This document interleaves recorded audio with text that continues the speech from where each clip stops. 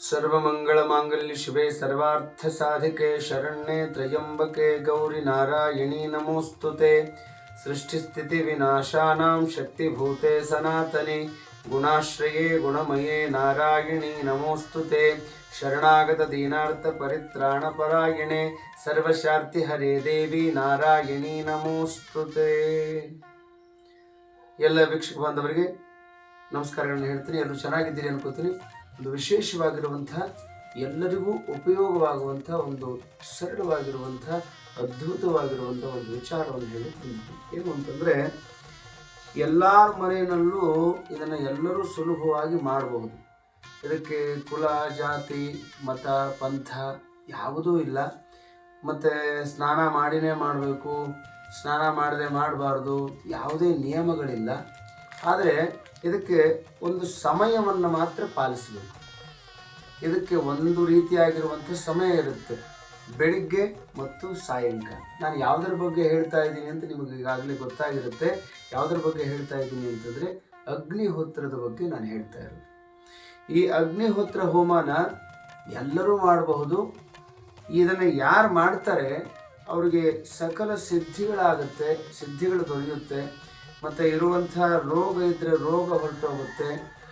ಅವ್ರಿಗೆ ಯಾವುದೇ ರೀತಿಯ ತೊಂದರೆಗಳು, ನೋವುಗಳು, ಸಂಕಟಗಳು ಏನಿರುತ್ತೆ ಅದೆಲ್ಲವನ್ನು ಹೊಡೆದು ಹಾಕಿ ಅಗ್ನಿಹೋತ್ರ ಅನ್ನುವಂಥದ್ದು ಒಂದು ಪಾಸಿಟಿವ್, ಸುತ್ತಲೂ ಎಲ್ಲಿರ್ತಾರೆ ಅಲ್ಲೊಂದು ಪಾಸಿಟಿವ್ ಎನರ್ಜಿಯನ್ನು ಸೃಷ್ಟಿ ಮಾಡುತ್ತೆ. ಅಷ್ಟು ಪವರ್, ಅಷ್ಟು ಎನರ್ಜಿ ಈ ಅಗ್ನಿಹೋತ್ರಕ್ಕಿದೆ. ಹಾಗಾಗಿ ಇದನ್ನು ಎಲ್ಲರೂ ಮಾಡ್ಕೊಳ್ಬಹುದು, ನೀವು ಮಾಡಿಕೊಳ್ರಿ. ಈ ಅಗ್ನಿಹೋತ್ರ ಹೇಗೆ ಮಾಡೋದು ಅನ್ನೋದನ್ನು ನಾನು ನಿಮಗೆ ತೋರಿಸ್ತೀನಿ. ಬೇಕು ಸಾಮಗ್ರಿಗಳು ಅನ್ನೋದನ್ನು ಮೊದಲು ತೋರಿಸ್ತೀನಿ ನಿಮಗೆ. ಅಗ್ನಿಹೋತ್ರ ಮಾಡಲಿಕ್ಕೆ ಇಲ್ಲಿ ನೋಡಿ, ಇಲ್ಲಿ ತೋರಿಸ್ತಾ ಇದ್ದೀವಿ. ಈ ಥರದ್ದೊಂದು ತಾಮ್ರದ್ದು ಹೋಮ ಮಾಡುವಂಥ ಕಿಟ್. ಅಗ್ನಿಹೋತ್ರ ಹೋಮಕ್ಕೆ ಏನೆಲ್ಲ ಸಾಮಗ್ರಿಗಳು ಬೇಕು ಮತ್ತು ಯಾವುದರಿಂದ ಈಗ ಮಾಡಲಿಕ್ಕೆ ಅನುಕೂಲ ಇದೆ ಅದನ್ನು ನಾನು ನಿಮ್ಗೆ ತೋರಿಸ್ತೀನಿ. ನೋಡಿ, ತೋರಿಸ್ತಾ ಇದ್ದೀವಿ. ಇದೊಂದು ಕಿಟ್. ಇದು ಅಗ್ನಿಹೋತ್ರ ಮಾಡಲಿಕ್ಕೆ ನಿಮಗೆ ಸಿಗುತ್ತಿದೆ, ಆನ್ಲೈನಲ್ಲಿ ಸಿಗುತ್ತೆ. ಈ ಥರದ್ದನ್ನು ಒಂದು ಕಿಟ್ ತರಿಸ್ಕೊಳ್ಬೇಕು. ಇದು ಎಲ್ಲ ತುಪ್ಪ ಹಾಕಲಿಕ್ಕೆ, ಮತ್ತು ಇಲ್ಲಿದು ಅಕ್ಕಿಯನ್ನು ಹಾಕಬೇಕು. ಅಂದರೆ ಪಾಲಿಷ್ ಮಾಡದೇ ಇರುವಂಥ ಅಕ್ಕಿಯನ್ನು ಹಾಕಬೇಕು, ಇಲ್ಲ ಭತ್ತವನ್ನಾದರೂ ಹಾಕಬಹುದು. ಮತ್ತು ತುಪ್ಪದ ದೀಪವನ್ನು ಈ ರೀತಿಯಾಗಿ ಹಚ್ಚಿಟ್ಕೋಬೇಕು. ನಾವು ಇಲ್ಲಿ ತೋರಿಸ್ತಾ ಇದ್ದೀವಿ ನೋಡಿ, ಈ ರೀತಿಯಾಗಿ ತುಪ್ಪದ ದೀಪವನ್ನು ಹಚ್ಚಿಟ್ಕೋಬೇಕು. ಹಚ್ಚಿದ ಮೇಲೆ ಈ ದೀಪದಿಂದಾನೇ ಏನು ಮಾಡಬೇಕು ಅಂತಂದರೆ ಅಗ್ನಿ ಸ್ಪರ್ಶವನ್ನು ಮಾಡಬೇಕು. ಅದು ಹೇಳ್ತೀನಿ ನಿಮಗೆ. ಮೊದಲು ಏನೆಲ್ಲ ಸಾಮಗ್ರಿಗಳು, ಇದೊಂದು ಕಿಟ್ ಬೇಕು. ಅಕ್ಷತೆಯನ್ನು ಹಾಕಲಿಕ್ಕೆ ಈ ಥರದ್ದೊಂದು ಅದು ಕಿಟ್ಟಲ್ಲಿ ಸಿಗುತ್ತೆ ನಿಮಗೆ. ಇದು ತುಪ್ಪ ಹಾಕಲಿಕ್ಕೆ. ಇನ್ನೊಂದು ಅಂದರೆ ಈ ಬೆರಣಿ ಬೇಕು.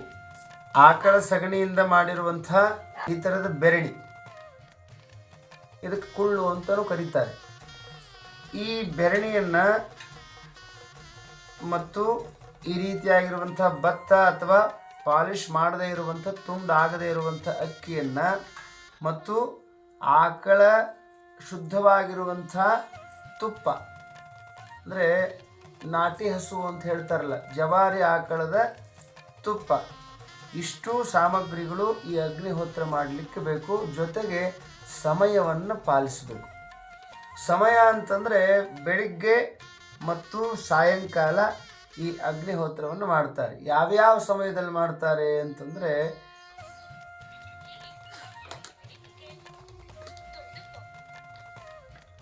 ಇದಕ್ಕೆ ಸಮಯ ಭಾಳ ಮುಖ್ಯ ಬೇಕು. ಬೆಳಿಗ್ಗೆ ಮತ್ತು ಸಾಯಂಕಾಲ.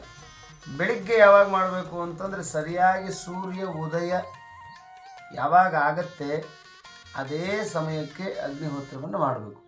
ಮತ್ತು ಸಾಯಂಕಾಲ ಸೂರ್ಯ ಅಸ್ತ ಯಾವಾಗ ಆಗುತ್ತೆ ಆವಾಗಲೇ ಅಗ್ನಿಹೋತ್ರ ಅಗ್ನಿಹೋತ್ರ ಹೋಮವನ್ನು ಮಾಡಬೇಕು.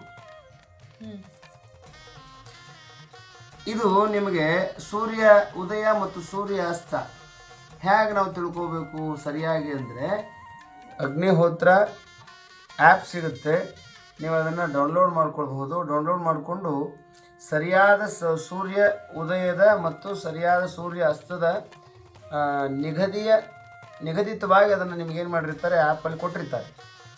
ಇಲ್ಲಿ ನಾವು ತೋರಿಸ್ತಾ ಇದೀವಿ. ಈ ಥರ ಬೆರಣಿಯನ್ನು ಮುರ್ಕೊಂಡು ನೀವೇನು ಮಾಡಬೇಕು ಅಂತಂದರೆ ಒಂದೊಂದಾಗಿ ಈ ರೀತಿ ಬೆರಣಿಯನ್ನು ಇಟ್ಕೋಬೇಕು. ಇಟ್ಕೊಂಡು ಈ ಅಗ್ನಿ ಹೋತ್ರ ಹೋಮವನ್ನು ಮಾಡಬಹುದು.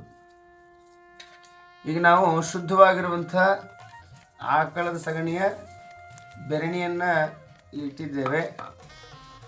ಜೊತೆಗೆ ಇದಕ್ಕೆ ಏನು ಹಾಕಬೇಕು ಅಂತಂದರೆ ತುಪ್ಪ ಹಾಕಬೇಕು. ಶುದ್ಧವಾದ ಹಸುವಿನ ತುಪ್ಪವನ್ನು ಹಾಕಬೇಕು. ಹೀಗೆ ಇದು ಯಾರು ಬೇಕಾದರೂ ಮಾಡಬಹುದು. ಇದನ್ನು ಈ ರೀತಿಯಾಗಿ ತೊಗೊಂಡು ನೀವು ಅದನ್ನೇನು ಮಾಡಬೇಕು ಅಂದರೆ ಈ ರೀತಿಯಾಗಿ ಅಗ್ನಿ ಸ್ಪರ್ಶವನ್ನು ಮಾಡಬೇಕು. ಇದನ್ನು ಹಚ್ಚಬೇಕು. ಇದಕ್ಕೆ ಇಲ್ಲೇ ತೊಗೊಳ್ಬೇಕು. ಅದನ್ನು ನಿಮಗೆ ಶುದ್ಧವಾದ ಹಸುವಿನ ಸಗಣಿ ಸಿಗದೇ ಹೋದರೆ ಆನ್ಲೈನ್ನಲ್ಲೇ ಬುಕ್ ಮಾಡ್ಕೊಳ್ಬಹುದು. ಆಕಳದ ಸಗಣಿ ಕೆಲವು ಕಡೆ ಸಿಗೋದಿಲ್ಲ, ಏನು ಮಾಡಬೇಕು ಅಂತ ಚಿಂತೆ ಮಾಡ್ತಿರ್ತಾರೆ. ಅಂಥವ್ರು ಆನ್ಲೈನ್ನಲ್ಲಿ ನಿಮಗೆ ಸಿಗುತ್ತೆ, ತುಪ್ಪನೂ ಸಿಗುತ್ತೆ, ಅದನ್ನು ತರಿಸ್ಕೊಳ್ಬಹುದು. ಸೂರ್ಯ ಉದಯ ಇರಲಿ ಅಥವಾ ಸೂರ್ಯ ಅಸ್ತ ಇರಲಿ 5 ನಿಮಿಷ 10 ನಿಮಿಷ ಮುಂಚಿತವಾಗಿ ನಾವೇನು ಮಾಡಬೇಕು, ಇದನ್ನು ಹಚ್ಚಬೇಕು. ಅಗ್ನಿ ಇದನ್ನು ಅಂದರೆ ಕುಳ್ಳನ್ನು ಅದು ಸ್ವಲ್ಪ ಅದು ಅಗ್ನಿ ಸ್ಪರ್ಶ ಆದಮೇಲೆ ಅದು ಹತ್ಕೋಬೇಕಲ್ಲ, ಅದಕ್ಕೆ ಸ್ವಲ್ಪ ಟೈಮ್ ಹಿಡಿತಿರುತ್ತೆ. ಹಾಗಾಗಿ ಒಂದು 5-10 ನಿಮಿಷ ಮುಂಚಿತವಾಗಿ ಅದನ್ನು ಹಚ್ಕೊಂಡು ಸರಿಯಾದ ಸಮಯಕ್ಕೆ ನಾವೇನು ಮಾಡಬೇಕು ಅಂತಂದರೆ ಮಂತ್ರ ಇರುತ್ತೆ. ಅದಕ್ಕೆ ಒಂದೊಂದು ಸಣ್ಣ ಸಣ್ಣ ಮಂತ್ರಗಳಿರುತ್ತೆ. ಆ ಮಂತ್ರವನ್ನು ಸೂರ್ಯ ಉದಯಕ್ಕೆ ಒಂದು ಮಂತ್ರ ಇದೆ, ಮತ್ತು ಸೂರ್ಯ ಅಸ್ತಕ್ಕೆ ಒಂದು ಮಂತ್ರ ಇದೆ. ಸರಿಯಾಗಿ ನೋಡಿಕೊಂಡು ಆ ಮಂತ್ರಗಳನ್ನು ನಾವು ಹೇಳಬೇಕು. ಈಗ ಈ ಥರದ ಬಟ್ಲ ಇದೆಯಲ್ಲ, ಈ ಬಟ್ಟಲದಲ್ಲಿ ಈ 3 ಬೆರಳಿಂದ ಈ ರೀತಿಯಾಗಿ ತೊಗೊಳ್ಬೇಕು. ಇಷ್ಟೇ, ಎಷ್ಟು ಬರುತ್ತೆ ಅಷ್ಟೇ ತೊಗೊಳ್ಬೇಕು. ಹೀಗೆ ತೊಗೊಳ್ಬೇಕು. ಈ ಬಟ್ಟಲದಲ್ಲಿ ಏನು ಮಾಡಬೇಕು ಅಂತಂದರೆ ಈಗ ಹಾಕಬೇಕು ಒಂದು ಕಡೆ, ಮತ್ತೊಂದಿಷ್ಟು ತೊಗೋಬೇಕು. ಅದೇ ಥರ ತಗೊಂಡು ಮತ್ತೆ ಒಂದು ಕಡೆ ಹಾಕಬೇಕು. ಈ ರೀತಿ ಆ ಕಡೆ ಈ ಕಡೆ ಅದನ್ನು ಇಷ್ಟು ಬೆರಳಲ್ಲಿ ತೊಗೊಂಡು ಹಾಕಿ ಆ ಕಡೆ ಈ ಕಡೆ ಹಾಕಿ ಏನು ಮಾಡಬೇಕು ಅಂತಂದರೆ ಅದಕ್ಕೆ ಒಂದಷ್ಟು ತುಪ್ಪವನ್ನು, ಒಂದೊಂದು ಹನಿ ತುಪ್ಪವನ್ನು ಹಾಕಬೇಕು. ಈ ರೀತಿಯಾಗಿ ಇದಕ್ಕೊಂದು ಹನಿ ತುಪ್ಪ, ಇದಕ್ಕೊಂದು ಹನಿ ತುಪ್ಪವನ್ನು ಹಾಕಿಬಿಡಬೇಕು. ಹಾಕಿ ಈಗ ಸೂರ್ಯ ಉದಯ ಸಮಯ ಅಂದ್ಕೊಳ್ಳಿ ಸರಿಯಾಗಿ. ಆವಾಗ ಸೂರ್ಯ ಉದಯ 5 ಗಂಟೆ 51 ನಿಮಿಷ 15 ಸೆಕೆಂಡು ಅಂದ್ಕೊಳ್ಳಿ. ಆವಾಗ 5 ಗಂಟೆ 51 ನಿಮಿಷ 15 ಸೆಕೆಂಡ್ ಯಾವಾಗ ಆಗುತ್ತೆ, ಆವಾಗ ಸೂರ್ಯಾಯ ಸ್ವಾಹ ಸೂರ್ಯಾಯ ಇದಂ ನ ಮಮ ಪ್ರಜಾಪತಯೇ ಸ್ವಾಹ ಪ್ರಜಾಪತಯೇ ಇದಂ ನ ಮಮ ಈ ರೀತಿಯಾಗಿ ಹಾಕಿಬಿಡಬೇಕು. ಸ್ವಾಹ ಅಂತ ಅನ್ನೋದು ಬಹಳ ಮುಖ್ಯ. ಸರಿಯಾದ ಸಮಯಕ್ಕೆ ನಾವು ಅದನ್ನು ಸ್ವಾಹ ಅಂದರೆ ಸಾಕು. ಅದೇನಾಗುತ್ತೆ, ಆ ಸೂರ್ಯ ದೇವನ ನಾವು ಧ್ಯಾನ ಮಾಡ್ದಂಗೆ, ಆತನನ್ನು ಆರಾಧಿಸಿದಂಗೆ ಆಗುತ್ತೆ. ಜೊತೆಗೆ ಈ ಅಗ್ನಿಹೋತ್ರ ಮಾಡೋದ್ರಿಂದ ಬೆಳಗ್ಗೆ ಆದ್ರೂ ಹಾಗೆ ಮಾಡ್ಬೋದು, ಸಾಯಂಕಾಲ ಹೊತ್ತಿಗಾದ್ರೂ ಅದೇ ರೀತಿಯಾಗಿ ನಾನು ತೋರಿಸಿದಲ್ಲಿ ಈ ರೀತಿಯಾಗಿ ಹಾಕಬೇಕು, ಈ ರೀತಿಯಾಗಿ ಮಾಡಬೇಕು.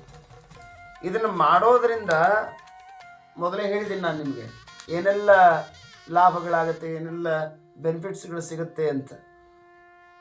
ಹಿಂದೆ ಎಲ್ಲ ನೋಡಿ, ಆಕಳ ಸಗಣಿಯನ್ನೇ ಯಾಕೆ ಇದಕ್ಕೆ ಬಳಸ್ತಾರೆ ಅಂತಂದರೆ ಈಗೆಲ್ಲ ತರವಾಗಿ ಬಂದಾವೆ. ಈಗ ಟೈಲ್ಸು ವಗೇರಿ ಎಲ್ಲ ಬಂದಿದ್ದಾವೆ. ಆದರೆ ಹಿಂದೆ ಆಗಿನ ಕಾಲದಲ್ಲಿ ಏನು ಮಾಡ್ತಿದ್ರು ಅಂತಂದರೆ ಶುದ್ಧವಾಗಿರುವಂಥ ಆಕಳದ ಸಗಣಿಯಿಂದ ಮನೆಯನ್ನು ಸಾರಣೆ ಮಾಡ್ತಿದ್ರು, ಮನೆ ಮುಂದೆ ಸಾರಣೆ ಮಾಡ್ತಿದ್ರು. ಅದೊಂದು ಪಾಸಿಟಿವ್ ಎನರ್ಜಿಯನ್ನು ಕೊಡ್ತಿತ್ತು. ಅವೆಲ್ಲ ಹಿರಿಯರು ಭಾಳ ಜಾಣರವ್ರು. ಇವಾಗ ನಾವೆಲ್ಲ ಭಾಳ ಬೆಳೆದಿದ್ದೀವಿ ಅಂಥೇಳಿ ಕಂಪ್ಯೂಟರ್ ಇಟ್ಕೊಂಡು ಕೂತ್ಕೊಂಡು ಸುಮ್ಮನೆ ಮೈಕೈ ನೋವು ಮಾಡ್ಕೊಳಕತ್ತೀವಿ ನಾವು. ಆದರೆ ಇದು ಇಂಥ ಸಣ್ಣ ಪುಟ್ಟ ವಿಚಾರಗಳನ್ನು ನಾವು ತಿಳ್ಕೊಂಡಿಲ್ಲ. ಯಾರೋ ಇನ್ನೊಂದು ದೇಶದವರು ನಮಗೆ ತಿಳಿಸಿದಾಗ ಈ ಅಗ್ನಿಹೋತ್ರದ ಬಗ್ಗೆ ನಮಗೆ ಗೊತ್ತಾಗುತ್ತೆ ಅಂದರೆ ಎಷ್ಟು ಬೇಜಾರಾಗುವಂಥ ಮಾತಿದು. ಹಾಗಾಗಿ ನಾವು ಭಾರತೀಯರು ಸನಾತನ ಧರ್ಮದ ಅರಿವನ್ನು ಯಾವಾಗ ಇಟ್ಕೊಂಡು ಏನು ಮಾಡಬೇಕು ಅಂತಂದರೆ ನಮ್ಮ ಬದುಕನ್ನು ನಾವು ಸಾಗಿಸ್ಕೊಂಡು ಹೋಗಬೇಕು. ಹಾಗಾಗಿ ಆಕಳದ ಸಗಣಿ ಭಾಳ ಶ್ರೇಷ್ಠವಾಗಿರುವಂಥದ್ದು, ಭಾಳ ಶುದ್ಧಮಯವಾಗಿರುವಂಥದ್ದು.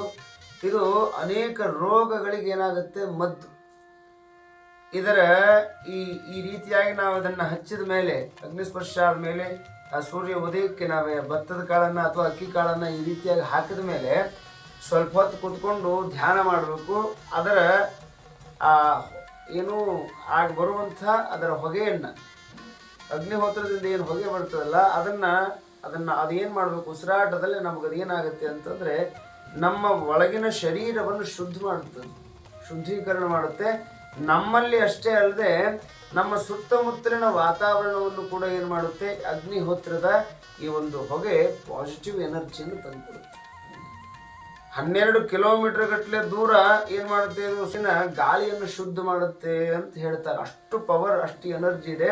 ಅದಕ್ಕಾಗಿ ಇದರಲ್ಲಿ ಯಾವುದೇ ಕಡ್ಡಿ ಮತ್ತೆ ಕರ್ಪೂರ, ಇದು ಅಗ್ನಿ ಬೇಗನೆ ಹತ್ತಲಿ ಅಂಥೇಳಿ ಯಾವುದನ್ನು ಬಳಸಬಾರ್ದು. ಶುದ್ಧವಾಗಿರುವಂಥ ಆಕಳ ಸಗಣಿಯನ್ನು ಮಾಡಿರುವಂಥ ಬೆರಣಿ, ಆಕಳ ತುಪ್ಪ, ಮತ್ತು ಈ ಒಂದು ಕಿಟ್ಟು ಭತ್ತ, ಅಕ್ಕಿ ಆದರೆ ಅಕ್ಕಿ ಏನು ಮಾಡಬಾರ್ದು ಅಂತಂದರೆ ಅದು ಕಟ್ಟಾಗಿರಬಾರ್ದು, ತುಂಡು ತುಂಡಾಗಿರಬಾರ್ದು, ಶುದ್ಧವಾಗಿರಬೇಕು. ಪಾಲಿಶ್ ಮಾಡಿರಬಾರ್ದು. ಅದನ್ನು ಹಾಗಿರುವಂಥ ಆ ಅಕ್ಷತೆಯನ್ನು ಇದಕ್ಕೆ ಹಾಕಬಹುದು. ಹಾಕಿ ಅದನ್ನು ದಿನ ನೀವು ಮತ್ತೆ ಹೇಗೆ ಮಾಡಬೇಕು, ಸ್ನಾನ ಮಾಡಬೇಕಾ, ಹೇಗೆ ಬೆಳಿಗ್ಗೆ ಬೇಗ ಎದ್ದೇಳಕ್ಕೆ ಆಗ್ತಿರಲ್ಲ, ಸಮಯಕ್ಕೆ ಎದ್ದು ಆ ಕೂಡಲೇ ಸ್ನಾನ ಮಾಡಿ ಬರುವಷ್ಟು ಹೊತ್ತಿಗೆ ಏನಾಗುತ್ತೆ ಅಂತಂದರೆ ಈ ಸಮಯ ಆಗೋಗ್ಬಿಡುತ್ತೆ. ಆವಾಗ ಏನು ಮಾಡಬೇಕು ಅಂತ ಚಿಂತೆ ಮಾಡ್ತಿರ್ತೀವಿ ಕೆಲವೊಬ್ರು. ಅದು ಏನು ಚಿಂತೆ ಮಾಡೋ ಅವಶ್ಯಕತೆ ಇಲ್ಲ. ಎದ್ದು ಕೂಡ ನೀವು ಮುಖಮಾರ್ಜನೆ ಮಾಡಿಕೊಂಡು ಈ ಅಗ್ನಿಹೋತ್ರವನ್ನು ಮಾಡ್ಬೋದು. ಮತ್ತು ಸಾಯಂಕಾಲ ಕೂಡ ನೀವು ಹಾಗೆ ಮಾಡ್ಬೋದು. ಸ್ನಾನ ಮಾಡೇ ಮಾಡ್ಬೇಕಂತೇನಿಲ್ಲ, ಆದರೆ ಸ್ನಾನ ಮಾಡಿದರೆ ಇನ್ನೂ ಒಳ್ಳೆಯದು. ಅದಕ್ಕೇನು ನಿರ್ಬಂಧನೆಗಳಿಲ್ಲ. ಅಗ್ನಿಹೋತ್ರವನ್ನು ಮಾಡಿದ ಮೇಲೆ ಏನು ಮಾಡಬೇಕು ಅಂದರೆ ಸ್ವಲ್ಪ ಹೊತ್ತು ನಿಮಗೆ ಯಾವ ಇಷ್ಟ ದೇವರು ಇರ್ತಾರೆ, ಇಷ್ಟ ದೇವರ ಕುರಿತು ಒಂದಷ್ಟು ಏನು ಮಾಡಬೇಕು, ಧ್ಯಾನವನ್ನು ಮಾಡಬೇಕು. ಕಣ್ಣು ಮುಚ್ಕೊಂಡು ಕೂತ್ಕೊಂಡು ಧ್ಯಾನ ಮಾಡಬೇಕು. ಯಾವುದೇ ಒಂದು ಮಂತ್ರ ಇರಲಿ, ಅದನ್ನು ನೀವು ಹೇಳ್ತಾ ಹೇಳ್ತಾ ಹೇಳ್ತಾ ಹೋದ್ರಿ ಅಂತಂದರೆ ಇನ್ನಷ್ಟು ಪಾಸಿಟಿವ್ ಎನರ್ಜಿ ನಿಮಗೇನಾಗುತ್ತೆ ಅಂತಂದರೆ ಬರುತ್ತೆ. ಯಾವುದೇ ರೋಗ ಇದ್ರೆ ಬಿಟ್ಟು ಹೋಗುತ್ತೆ. ಮತ್ತು ಯಾರಾದರೂ ನಿಮಗೆ ಮಾಟ ಮಂತ್ರವನ್ನು ನೀವು ತುಂಬ ಒದ್ದಾಡ್ತಾ ಇರ್ತಾರೆ ತುಂಬ ಜನಗಳು, ಅಂಥವ್ರಿಗೆ ಇದು ಭಾಳ ಪ್ಲಸ್ ಪಾಯಿಂಟ್. ಇದು ಏನು ಮಾಟ ಮಂತ್ರ, ಇದು ಏನು ಮಾಡುತ್ತೆ ಅಂತಂದರೆ ಈ ಅಗ್ನಿಹೋತ್ರದ ಈ ಹೋಮ ಇದು ಹೋಗಲಾಡಿಸ್ಬಿಡುತ್ತೆ. ಕೇವಲ ಒಂದು 5 ನಿಮಿಷದಲ್ಲಿ ಮಾಡುವಂಥ ಅಗ್ನಿಹೋತ್ರದ ಹೋಮ ಇದು ಇಷ್ಟೆಲ್ಲ ಏನು ಮಾಡುತ್ತೆ ಅಂತಂದರೆ ನಮಗೆ ಉತ್ತಮವಾಗಿರುವಂಥ ಫಲಗಳನ್ನು ಕೊಡುತ್ತೆ. ಮನುಷ್ಯನಿಗೆ ಹೊಸ ಹೊಸ ಅವಕಾಶಗಳನ್ನು, ಮತ್ತು ಯಾರಿಗಾದರೂ ಧನ ಸಂಪತ್ತು, ಧನದ ಆಕರ್ಷಣೆ ಆಗ್ತಿರೋದಿಲ್ಲ, ಜನಾಕರ್ಷಣೆ ಆಗ್ತಿರೋದಿಲ್ಲ, ಅಂಥವ್ರಿಗೂ ಕೂಡ ಈ ನಿತ್ಯವೂ ಯಾರ ಮನೆಯಲ್ಲಿ ಇದನ್ನು ಮಾಡ್ತೀರಾ ಅವ್ರ ಮನೆಯಲ್ಲಿ ಧನಾಕರ್ಷಣೆ ಆಗುತ್ತೆ, ಜನಾಕರ್ಷಣೆ ಆಗುತ್ತೆ. ಅವರು ಅಂದ್ಕೊಂಡಿರುವಂಥ ಕೆಲಸಗಳು ಆಗ್ತಾ ಹೋಗುತ್ತೆ. ಯಾವಾಗ ನಿಂತ್ಕೊಂಡಿರುವಂಥ ಕೆಲಸಗಳು ಸ್ಟಾಪ್ ಆಗಿರ್ತವೆ, ಅವು ಮತ್ತೆ ಸ್ಟಾರ್ಟ್ ಆಗುತ್ತೆ. ವ್ಯಾಪಾರ ಆಗದೆ ಇರೋರು ಅಂಗಡಿನಲ್ಲೂ ಮಾಡಬಹುದು. ಇದನ್ನು ಮಾಡಿದರು ಅಂತಂದರೆ ವ್ಯಾಪಾರ ವೃದ್ಧಿ ಆಗುತ್ತೆ. ಮತ್ತು ಈ ಭಸ್ಮವನ್ನು ಏನು ಮಾಡಬೇಕು ಅಂತಂದರೆ ಇದನ್ನು ಸೋಸಿ ಕುಡಿಯೋ ನೀರಿಗೆ ಹಾಕಿ ಒಂದು ಚಿಟಿಗೆಷ್ಟು ಅದನ್ನು ಕುಡಿಯೋ ನೀರಿಗೆ ಹಾಕಿ ಕುಡಿತಾ ಹೋದರೆ ಒಳಗಿರುವಂಥ ಯಾವುದಾದ್ರೂ ರೋಗಗಳಿದ್ರು ಅದು ಕೂಡ ಏನು ಮಾಡುತ್ತೆ ಅಂತಂದರೆ ಹೊರಟು ಹೋಗುತ್ತೆ. ಇಷ್ಟೆಲ್ಲ ಮತ್ತು ಚರ್ಮ ರೋಗಕ್ಕೂ ಕೂಡ ಇದು ಮದ್ದು ಅಂತ ಹೇಳ್ತಾರೆ. ಹಾಗಾಗಿ ಒಂದಲ್ಲ ಎರಡಲ್ಲ, ಎಲ್ಲರೂ ಈ ಹೋಮವನ್ನು ನೀವು ಮನೆಯಲ್ಲಿ ಮಾಡ್ಕೊಳ್ಬಹುದು. ಎಲ್ಲರಿಗೂ ನಿಮಗೆ ಏನಾಗುತ್ತೆ ಅಂದರೆ ಸುಖ ಸಮೃದ್ಧಿ ಸಂಪತ್ತನ್ನು ಕೊಡುತ್ತೆ. ಎಲ್ಲರಿಗೂ ನೀವು ನಿಮ್ಮ ಮನೆಯಲ್ಲೂ ಮಾಡ್ಕೊಳ್ಳಿ, ಎಲ್ಲರಿಗೂ ಹೇಳಿ ಗೊತ್ತಿರೋರಿಗೆ ಯಾರು ಬೇಕಾದರೂ ಮಾಡ್ಬೋದು ಅನ್ನುವಂಥ ಮಾತನ್ನು ಹೇಳ್ತಾ, ಏನು ಮಾಡೋದು ಸ್ವಾಮೀಜಿಗಳೇ, ಈ ರೀತಿಯಾಗಿ ಕಿಟ್ ತರ್ಸೋಕ್ಕಾಗಲ್ಲ, ನಮಗೆ ಆ ಥರ ದುಡ್ಡಿನ ಅನುಕೂಲತೆಗಳಿಲ್ಲ ಅನ್ನುವಂಥವ್ರು ಏನು ಮಾಡ್ಬೋದು ಅಂದರೆ ಈ ಮಣ್ಣಿನ ಪಾತ್ರೆಗಳು ಸಿಗುತ್ತೆ. ಆ ಪಾತ್ರೆನಲ್ಲೂ ಕೂಡ ನೀವು ಮಾಡಬಹುದು. ಈ ಟಂಗಿ ಇಟ್ಟು ಮರಳು ಸಿಗುತ್ತೆ, ಮರಳು ಹಾಕಿ ಅದರ ಮೇಲೂ ಕೂಡ ನೀವು ಏನು ಮಾಡ್ಬೋದು ಅಂತಂದರೆ ಈ ರೀತಿಯಾಗಿ ಈ ಹೋಮವನ್ನು ಮಾಡಬಹುದು. ಸರಳ, ಇದರಿಂದನೇ ಮಾಡಬೇಕು ಅಂತೇನಿಲ್ಲ.